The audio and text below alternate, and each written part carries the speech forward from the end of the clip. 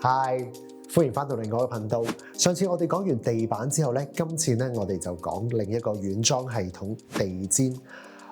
我發現大家都唔係好注重呢個 items， 因為一嚟可能地氈唔係一個好常用嘅軟裝啦，又或者大家可能裝修完之後，我見到個地板可能爭啲嘢喎，我就求其去買啦。End up 咧呢個地氈就會成為屋企嘅敗筆，因為大家唔清楚正確嘅使用方法啦。今集咧我就會詳細咁講地氈嘅 size 啦、style 啦、價格應該正確點樣使用嘅，係咪好快啊？呢個盡快講完，趕時間。第一件事我要講尺寸，尺寸係最重要嘅一個要素。我哋撇開晒所有 style 啊、物料啊、舒唔舒服呢啲都唔重要，因為一張啱 size 嘅地氈，你視覺望落去咧，先至係第一個觀感。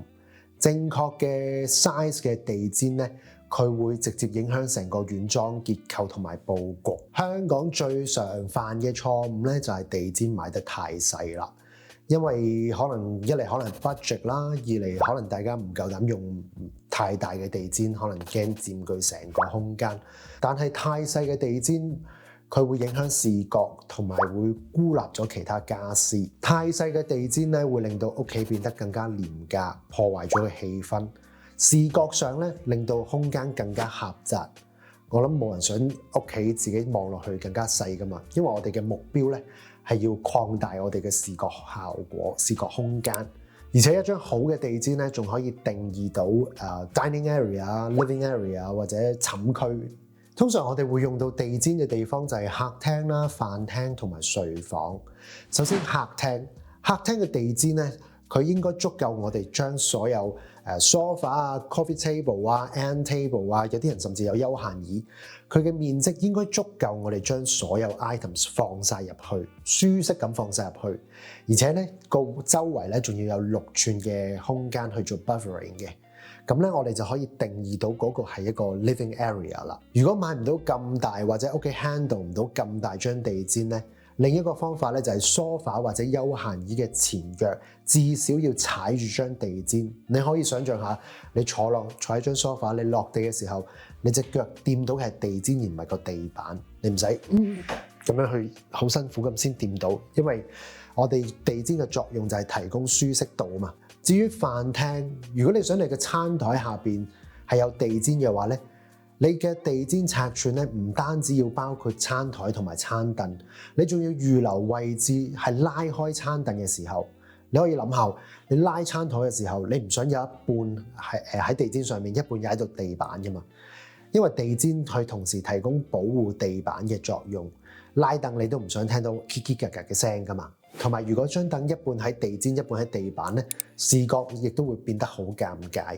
長方台就最好襯翻長方形嘅地氈啦，但係圓台咧，除咗可以襯圓形嘅地氈之外咧，長方形都冇問題嘅，因為你本身個飯廳佢都係一個四方格嚟噶嘛。至於睡房，每張床都唔同啦。如果你係單邊落床嘅話，你放張 runner 就可以啦。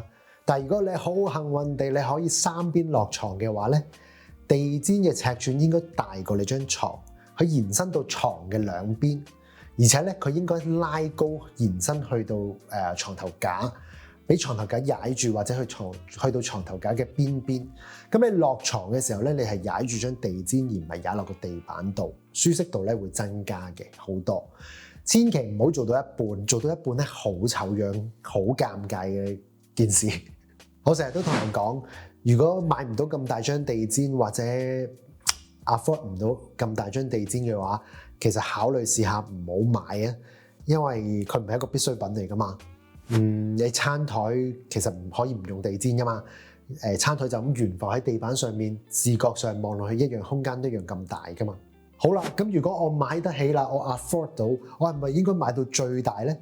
又唔係嘅喎。太大嘅地氈同太細嘅地氈咧，都係同樣嘅錯誤。地氈太大貼晒牆邊嘅話咧，佢會令到空間壓迫，俾人一種窒息嘅感覺，就好似原裝鋪地板地氈嗰啲地氈咁咯。同樣地啦，我哋係需要預留翻6寸嘅空間喺牆邊，俾佢 breathe 去唞氣嘅。如果你嘅空間唔夠大，但係又有 sofa 又有茶几又有單座位嘅話，我哋都係建議你用翻踩住半隻腳嘅方法，除非你係一個好大嘅空間，譬如 open area 一啲 loft space 嘅話咧，咁先至要更多嘅透氣地方。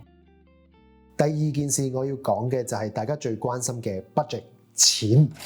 大家可能好奇怪，點解有啲地氈同一個尺寸，可能有啲幾百蚊可以買到張，有啲可能要幾千蚊甚至過萬蚊先買到一張地氈。除咗係 mark up 同埋個產地之外，最主要就係個物料同埋編織嘅方法。我發現咧，好多香港人咧都唔係好中意用地氈，一嚟佢唔夠耐用啦，每1-2年就要換一次，而且打理好麻煩。但係某程度上，坊間所買到嘅咧都係一啲基本款，係聚酯纖維做嘅地氈。啱啱買翻嚟嘅時候咧，非常之柔軟，踩上去好舒服，清潔好容易啦，就咁吸一吸塵就可以啦。加埋佢平啦，市面上有大量嘅款式選擇，所以喺香港佢都成為咗主流嘅地氈類別。無論係 IKEA 啊、Frank 啊、Nico and 啊，大眾品牌咧都係售賣呢一種地氈為主。但係好大個但係，纖維地氈濕水係會變硬㗎，尤其是你有小朋友或者寵物啦，基本上你預咗用一排咧，你就要掉咗張地氈㗎啦，因為嗰啲污漬啊、氣味咧係會滲入啲人造纖維度，而你係永遠都洗唔走嘅。同埋隨住時間用耐咗咧，佢係會失去咗光澤，越嚟越淡色啦，失去咗柔軟度，最終咧就會變得扁平嘅。但無可否認，連我自己都要承認，我人生中咧買過好多無數嘅纖維地氈，因為咧佢係咁多種地氈裏邊咧最平。我掉咗佢唔心痛啊嘛，因為同埋我有隻貓啊嘛，我預咗用1-2年我就要換一張地氈嘅啦。香港就嚟做垃圾徵費啦嘛，掉垃圾要俾錢，更加唔好講英國啦，呢邊掉垃圾煩到啊，我真係唔想講。但係如果你想買一張可以用耐啲嘅地氈，其實你可以揀其他類別，譬如羊毛地氈啦、純棉地氈、黃麻地氈、絲綢地氈啊、波斯地氈呢啲我就唔講啦，因為香港就唔係好流行，呢集我唔特別交代啊。大家買地氈嘅時候咧，一定要睇個成分，千祈唔好靠觸摸去決定。哇，好舒服啊，咁我就要去買。現成嘅地氈咧，一定有佢個 label 喺度嘅，講到明佢嘅編織方法啦，同埋成分比例。呢一啲資訊咧，已經可以話到俾我哋知，將地氈嘅耐用程度。羊毛地氈係一種好好嘅物料，佢特別適合喺客廳使用。佢好蓬鬆，感覺咧好舒適同埋奢華。大家咧唔使俾個羊毛呢個字嚇親，覺得羊毛一定好熱，好唔啱香港嘅天氣。呢啲咧都係大家對羊毛嘅誤解。其實羊毛咧有油脂喺上面嘅，佢除咗可以保暖之外咧，仲可以達到恆溫嘅效果，即係冬暖夏涼咯。就正正因為羊毛嘅表面覆蓋咗天然嘅油脂。佢唔容易受到灰塵啊、污漬影響，灰塵咧只會留喺表面，唔能夠滲入地氈裏邊，滲入纖維內部，達到防污嘅效果。同埋咧，羊毛地氈通常比較厚身少少，佢有吸音嘅效果嘅。羊毛地氈同埋冬天嘅羊毛衛衣、羊毛外套一樣啦，冇乜必要咧，我哋都係唔會洗佢嘅。要洗咧就揾翻專業嘅清潔公司或者清潔人啦，清潔人員啦，係啦。但係洗完之後咧，佢可以煥然一新，還原翻佢原本嘅面貌嘅。當然，羊毛地氈係比較貴嘅，佢冇波斯地氈嗰啲絲綢地氈咁貴。但係你知道波斯地氈佢哋係用1新人嘅價錢去買一張地氈㗎嘛？羊毛地氈就大概係普通嘅纖維地氈3-4倍左右啦。同好多貴價家私一樣啦，如果你保養得宜嘅話咧，佢係可以用到幾十年。係一個好好嘅投資項目。當然，你想唔想有一件家私喺屋企幾十年？呢個咧就係值得商榷。如果 budget 冇咁高，又想追求好一啲嘅話，可以揀棉質地氈。佢同羊毛地氈差唔多，但係價錢就會相宜一半。純棉嘅地氈吸濕力強，佢可以好似正常衫咁放喺洗衣機清洗嘅 ，even 放喺浴室都得。不過記得參考標籤。坊間咧仲有一啲叫混紡嘅地氈。意思咧就係將某個百分比嘅羊毛啦或者棉去混合人造纖維，然之後用呢啲物料咧去編織成為地氈。佢可以結合咗唔同物料嘅好處，大家咧要睇睇個百分比嘅比重，去衡量嗰張地氈嘅優點同埋缺點。通常人造纖維越高咧就會越硬嘅。另一個幾受香港人歡迎嘅咧就係 Jute 黃麻，我自己都好中意呢種質地。因為佢本身係一個好粗獷、好 organic 嘅外形，好有波希米亞風，好有boho嘅感覺，好啱年輕人嘅隨性嘅風格啦。黃麻咧俾人一種溫暖自然嘅色調，尤其是咧近呢幾年好流行嘅 Wabi Sabi Japandi。不過咧黃麻係會甩毛嘅，尤其是啲好 high traffic 嘅地區。如果你有小朋友或者寵物喺屋企跑嚟跑去嘅話咧，最好就預備經常要吸塵啦。死啦！我一路做呢條片，我係咪叫大家唔好用地氈？又貴又麻煩，揾嚟搞嘅真係。不過地氈咧的而且確係一個屋企提升格調嘅好辦法。佢可以填補室內設計嘅空間留白嘅地方，將所有屋企唔同類型嘅家私作為一個橋梁，將唔同嘅風格拉近一啲，製造一個凝聚力。如果你想要一個北歐嘅風格，你可以揀一啲自然嘅材料，你可以揀白色啊，揀少少黑色。如果你想走向大自然風、度假風嘅話咧，可以揀黃麻。都可以配襯崇尚自然嘅北歐風。中世紀現代風格 Mid-century 嘅話咧，你係可以揀一啲幾何圖案，配上一啲funky嘅顏色去帶出個人品味。甚至咧波希米亞風、民族風，你係可以將兩塊唔同嘅地氈搭埋一齊，效果咧都可以好突出。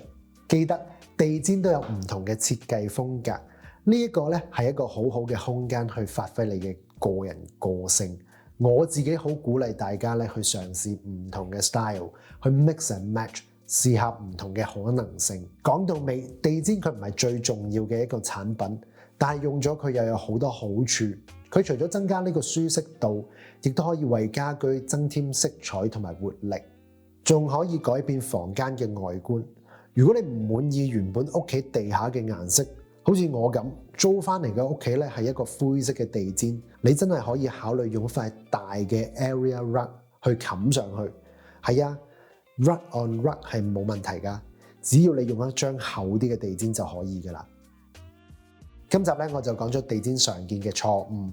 上次我做咗一條關於窗簾嘅錯誤嘅，有興趣嘅可以去睇下。咁就下條片見啦，拜拜。Sharp cut